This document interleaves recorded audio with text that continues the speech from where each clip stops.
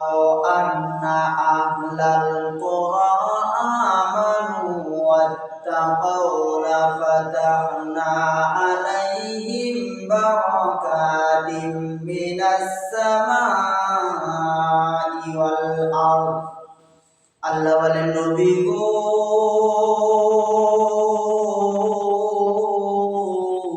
ইয়া রাসূলুল্লাহ ইয়া হাবিবাল্লাহ নবীজি আপনি জানিয়ে দেন ওয়ালাউ আন্না আহলাল কুরা আমানু যারা ঈমান আনা বান্দা বান্দির জন্য গো নবী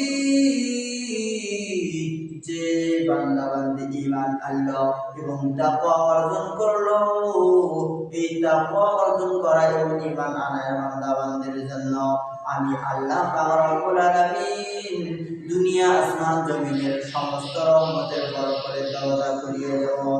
এরে যুবক বান্দা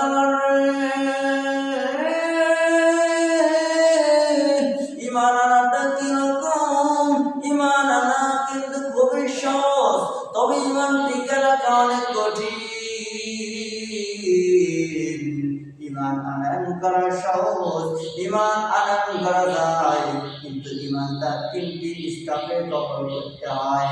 এক নম্বরে ইকরা বিল লিসান, মুখ দিয়ে স্বীকার করতে হবে আমি ঈমান আনলাম।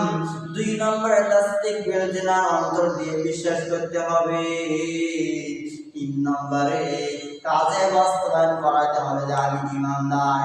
এরে বান্দারে আল্লাহ বলেন আমার বান্দারা তোমরা যে তাকওয়া অর্জন করতে পারো, তাকওয়া মানে আল্লাহর ভয়। আমরা যে রোজা রাখতেছি এটাও এক রকম আল্লাহর ভয়, কারণ মানুষ শুধুমাত্র কেবলমাত্র রোজাই রাখে আল্লাহ তাআলার ভয়ে। কারণ আমরা যদি বাড়ির ভেতরে, আমরা যদি ঘরের ভেতরে কোনো খাবার খাই কেউ দেখবে না, কিন্তু আমরা যে আল্লাহর ভয়ে